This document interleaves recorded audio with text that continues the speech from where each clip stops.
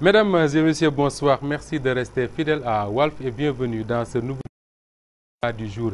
Le CNRA a présenté hier son rapport annuel au président de la République, le président Macky Sall, un rapport qui revient sur plusieurs manquements notés dans la conduite des médias au Sénégal. Mais le rapport a également suscité quelques commentaires du président de la République qui est revenu notamment sur la dépénalisation des délits de presse, mais également ce milieu de la presse qui est un peu infesté par ce qu'il appelle des non-professionnels qui exercent parfois du chantage sur certaines personnalités. Faudrait-il revoir le code de la presse? Que retenir du rapport annuel du CNRA? C'est autour de ces questions que nous allons échanger avec mes invités. Il s'agit d'abord de Ali Fall.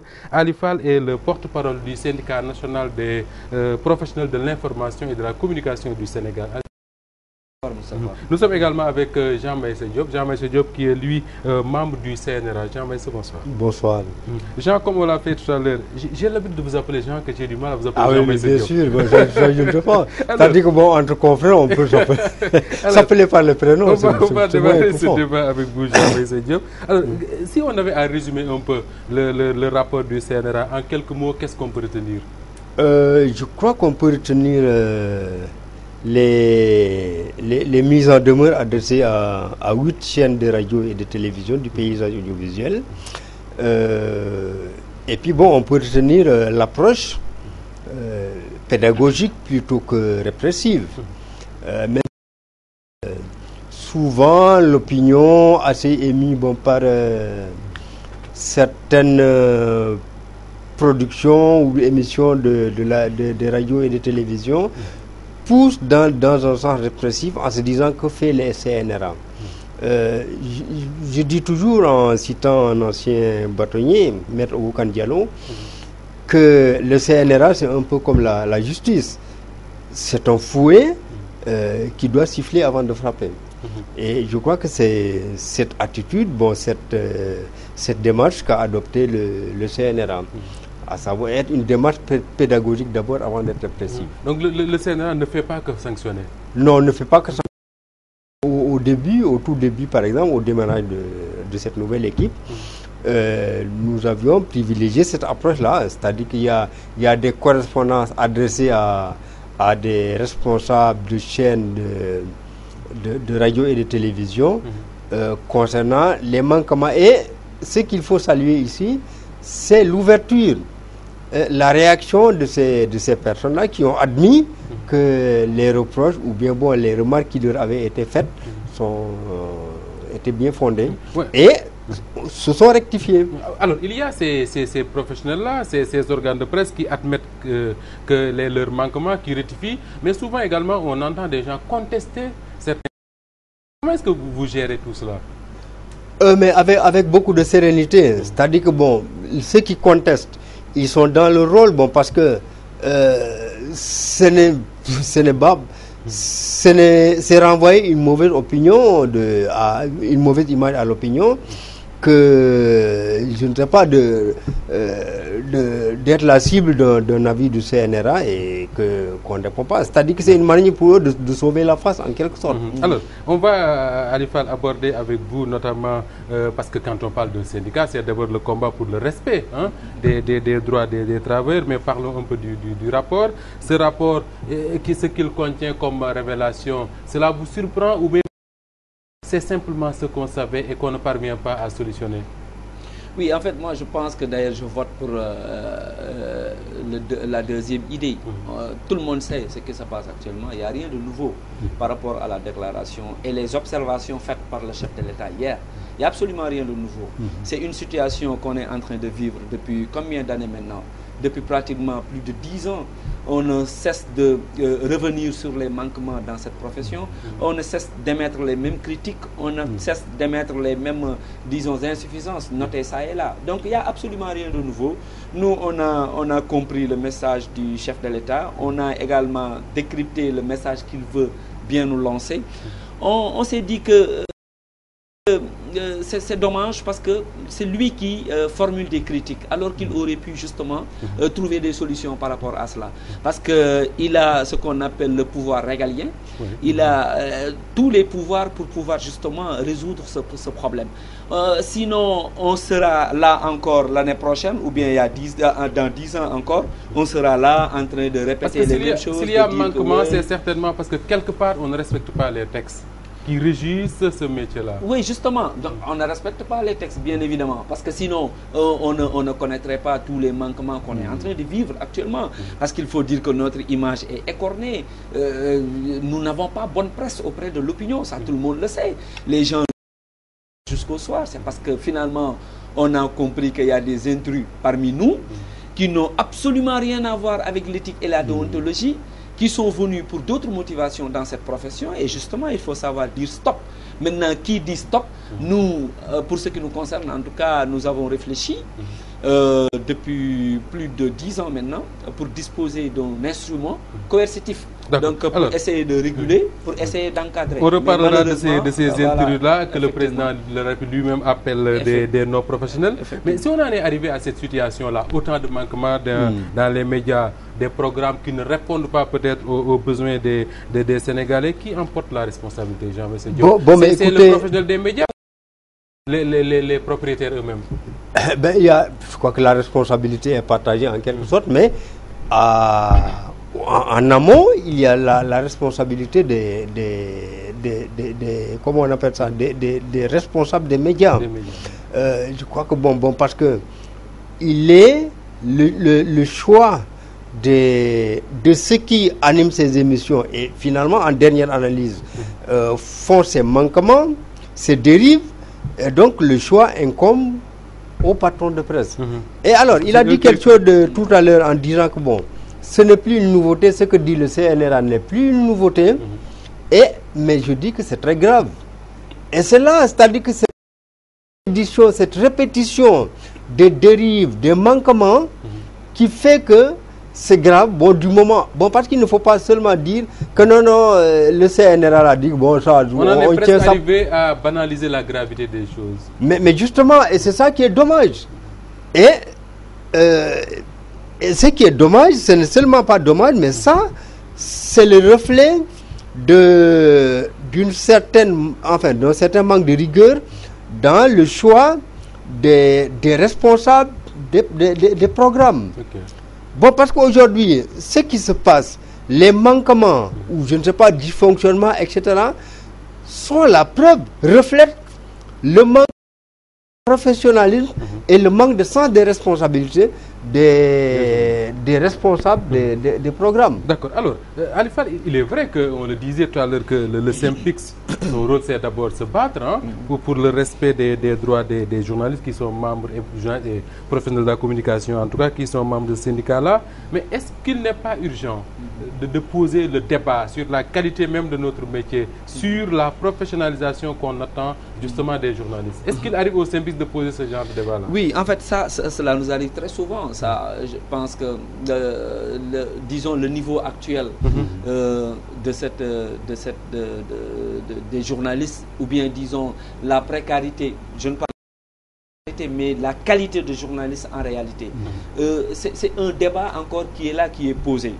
Nous, c'est vrai, nous n'avons pas cette vocation de former des journalistes, mais quand même, nous essayons de temps à autre de les réunir, aussi bien journalistes que techniciens, caméramans, photographes, entre autres, et de discuter entre nous. Parce que également, il faut dire que la crédibilité de ce que nous sommes en train de faire dépend en grande partie de nous. Nous avons un grand rôle à jouer là-dedans. On est tous des acteurs, on est syndicalistes, certes, mais également la qualité nous incombe tous. C'est vrai que souvent on dit que le CORED est là pour essayer un peu d'appliquer certaines règles. Le tribunal des pairs, il y a le CNRA également qui est là pour rappeler. Il y a le CNRA, mais il y a une tâche d'autorégulation, enfin, comment on appelle ça, de co-régulation entre le SYNPICS et le CORED, enfin, entre le CORED et le SYNPICS et le CNRA. C'est ça. Donc, mais nous, en fait, ce qui nous concerne, nous savons, nous le disons très souvent d'ailleurs, parce que ce qu'on est en train de voir, encore une fois, c'est quelque chose qui nous engage, nous tous. Ce qu'il faut faire, justement, c'est faire des propositions. Faire des propositions allant dans le sens, justement, d'améliorer, pour ne pas dire, de tirer vers le haut la qualité de journaliste qu'on est en train de vivre. Malheureusement, on n'est pas très bien sûr. Encore une fois, on a proposé quelque chose, un texte qui est là, qui pratiquement concourt ou bien qui va vers ça. On veut assainir, parce qu'il faut tout passe par l'assainissement de cette profession. On veut assainir, donc on a proposé quelque chose pour le faire. Mais malheureusement, en face, il n'y a pas de répondant, on ne réagit pas. Voilà. On a un texte qui est là depuis pratiquement 5 ans et qui a, disons, dont les concertations qui ont été engagées depuis date de 10 ans maintenant. Donc on n'est pas resté les bras croisés. Mais malheureusement devant, il n'y a aucune réaction. Il n'y a aucun signe qui nous montre que ceux qui sont en face ont la volonté d'améliorer les choses. Raison pour laquelle ils vont continuer malheureusement à critiquer sans pour autant prendre justement dans ces critiques-là faites aux médias, le chef de l'État évoque ce qu'il appelle les non-professionnels qui ont investi ce métier-là et qui pour lui pose énormément de problèmes, même à la dignité des citoyens. Ce qui est une réalité, il faut le reconnaître. Mais dans ces conditions-là, Jean-Meïssa Diop, que faire pour assainir ce milieu?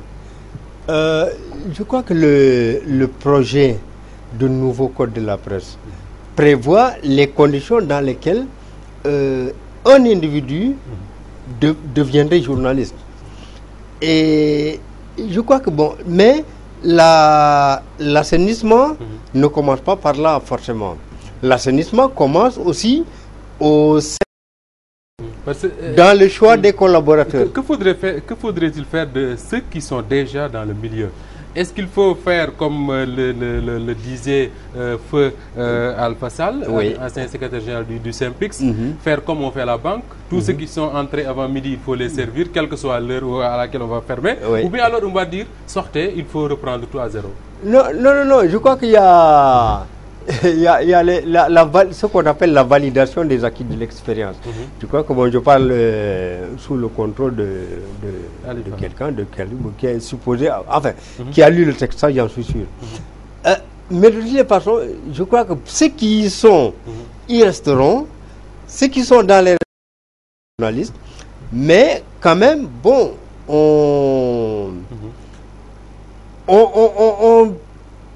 on les formera bien mieux qu'ils ne sont actuellement. On les surveillera de manière beaucoup plus étroite. Il ne s'agira pas de demander à certains de sortir, mais comme ce que disait Mamles Camara, le bal des Guinéens, c'est-à-dire couper la musique, faire sortir tout le monde. Ça, c'est pas possible. Et puis pour filtrer les entrées. Que prévoit le code? Le bal des Guinéens, faire sortir tout le monde ou bien? Parce qu'il faut dire que quand même ça, ce n'est pas possible. Ça, ce n'est vraiment pas possible. Ce qu'il faut, par contre, ce qu'il faut saluer, c'est qu'avec ce code-là, c'est vrai qu'on va quand même parvenir à filtrer. On va parvenir un peu à nettoyer à grande eau, comme dirait l'autre. Directeur de publication, comme ça, on sort de son cas rapide pour être directeur de publication. Donc il y a ce qu'on appelle déjà, parce que le code l'a prévu, le projet de code, il y a ce qu'on appelle la commission de distribution des cartes nationales de presse. Maintenant, désormais, ce ne sera plus la carte de Ali Fall du quotidien, ni celle de Moustapha Diop de Walfadjri. Non, ce sera une carte nationale unique qui sera distribuée par une commission qui est déjà... Mais cette commission-là, elle existait. Moi, je détiens une carte de presse délivrée par cette commission, la commission de la carte d'identité des journalistes professionnels du Sénégal. Et cette carte date de 1988. C'est-à-dire que 2 à 3 ans après ma sortie. Ils ont fait une carte vers les années 2000. Je crois que j'ai eu cette carte-là. Cette carte-là, maintenant, on ne va pas la donner à n'importe qui. Non, au contraire. Et on pourrait la retirer.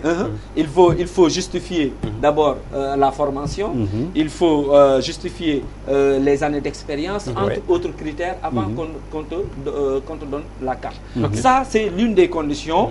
Donc, il est également prévu, comme le dit Jean, un éventuel retrait. Mais naturellement.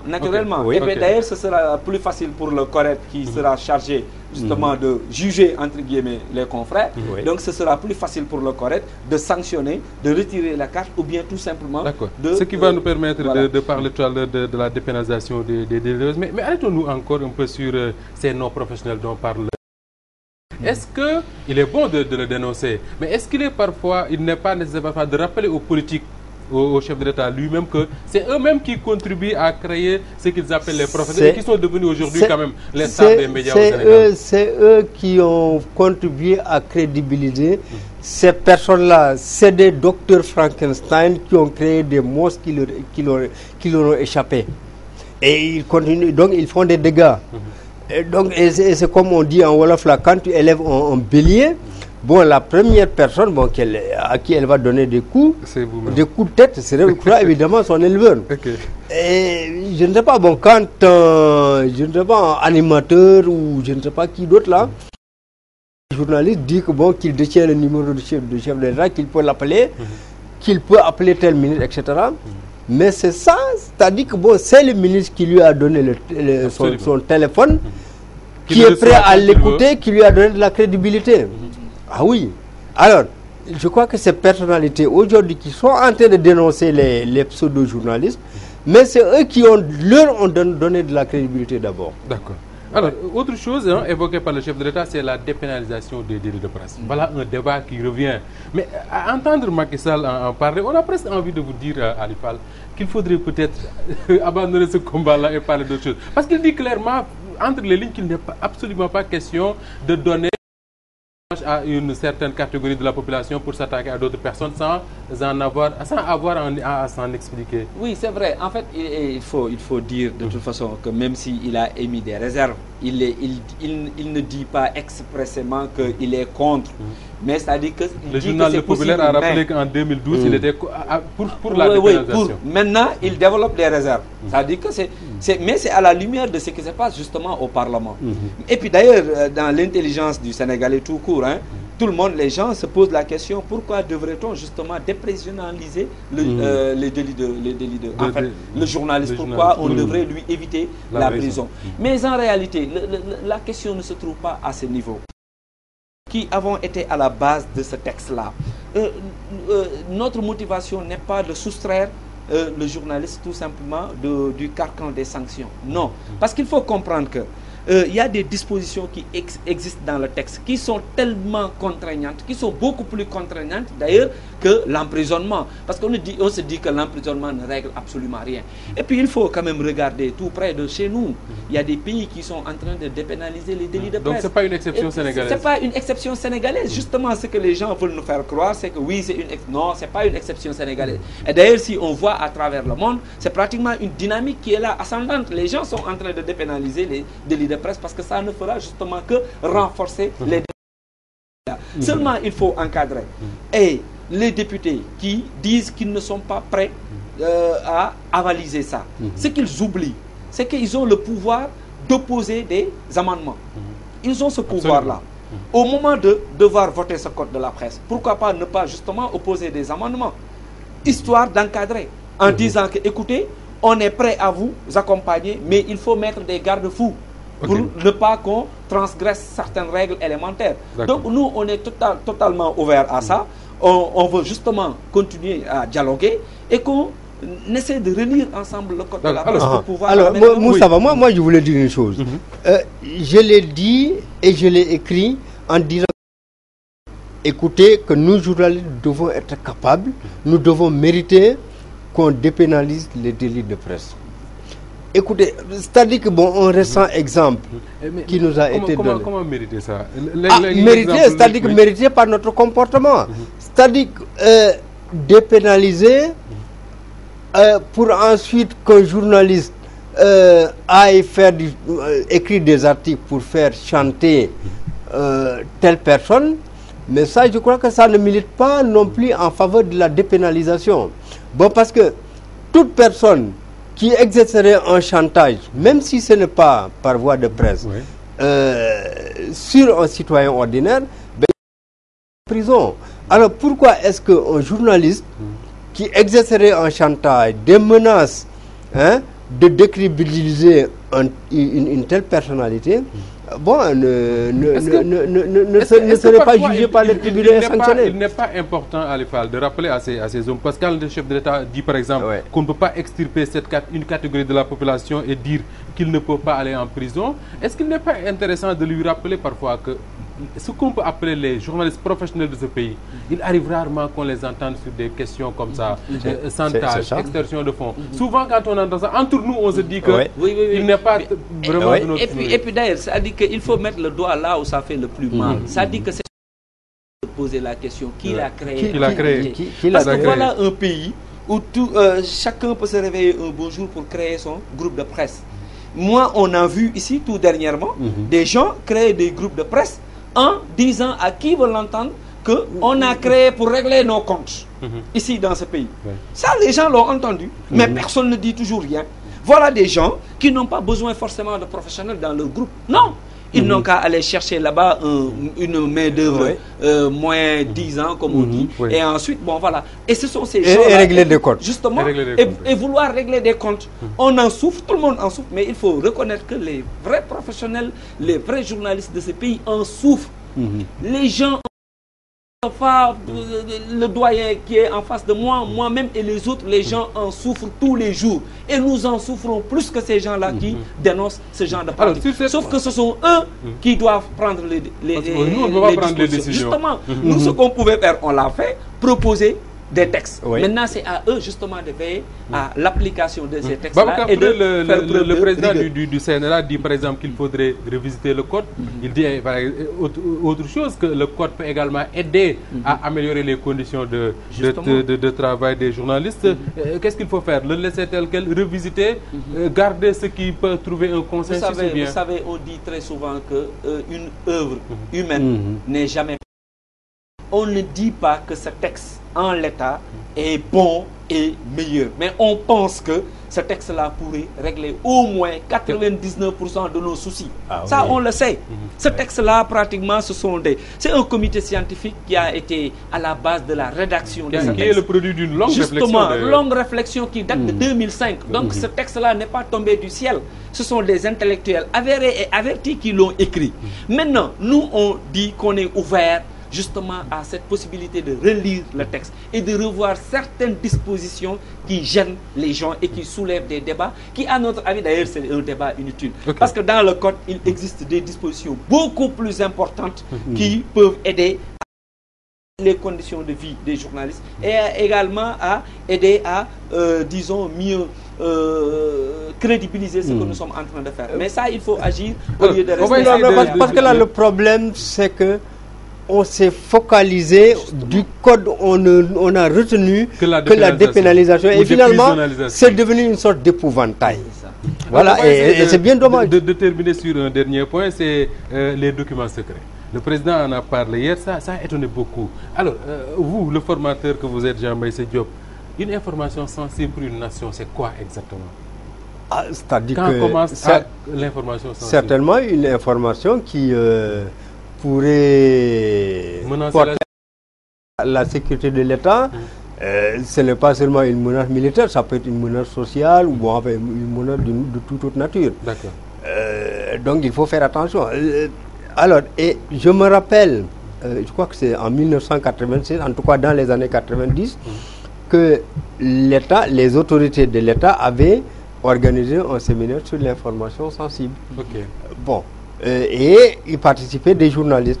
Si tant est que il y a beaucoup de, comment on appelle ça, il y a beaucoup de publications ou de diffusion de secrets ou bien de secrets enfin confidentiels, défense, etc. dans la presse. Mais écoutez, pas faire comme l'État avait fait en 96. Appeler les journalistes. D'accord. Alors, parce qu'après tout, les journalistes aussi, c'est des patriotes. En quelques secondes, ce qui étonne un peu, c'est que dans ce pays. On n'a jamais évoqué de questions, enfin, disons, assez sensibles. Qu'est-ce qui amène le chef de l'État à dire ça? C'est le contexte, les soldats qui doivent aller au Yémen, le contexte d'insécurité qui est autour du Sénégal. Pourquoi? Peut-être, en fait, nous également, on s'est posé la question. Quand on l'a entendu parler de ça, on s'est regardé, on s'est dit, mais est-ce que notre chef de l'État ne se trompe pas de pays? Parce qu'il faut dire quand même qu'au Sénégal, on n'a pas ce genre de problème. Et d'ailleurs, ce qu'il faut comprendre, et là, je salue quand même la responsabilité dans ce pays, qu'on le veuille ou pas, qu'on puisse dire le contraire. Il y a des journalistes qui sont très responsables dans ce pays. Et que justement, que ces gens-là sachent que un journaliste qui donne souvent des informations jugées sensibles, qu'il soit sûr qu'il a retenu au moins 20% de ces informations, qu'il a préféré donner les 80%. C'est ce que j'aime après l'éthique de responsabilité. Justement, l'éthique de responsabilité, parce que cette question appelle plus la responsabilité du journaliste. Mais soyez assurés que quand même dans ce pays-là, on a des journalistes très responsables qui donnent des informations vérifiées et vérifiables, qui sont très crédibles et qui font le travail pour lequel donc ils sont payés. Il ne faudrait pas que les gens nous mettent tous dans le même sac en disant, moi je pense que il y a des non-dits dans cette histoire-là, mais quand même dans ce pays, on n'en souffre pas. Ali Fall, merci. Je rappelle que vous êtes le porte-parole du SYNPICS et que vous étiez avec Jean-Meïssa Diop du CNRA, les invités de ce débat du jour. Jean, merci. Merci d'avoir d'abord répondu à l'invitation, mais merci également d'avoir contribué à faire de nous le journaliste que nous sommes devenus. Merci à tous les deux. Ça a été un plaisir de vous recevoir sur ce plateau du débat du jour. Merci beaucoup. Madame et messieurs, c'est avec le même plaisir qu'on va la présenter. Merci d'avoir suivi. À demain, Inch'Allah.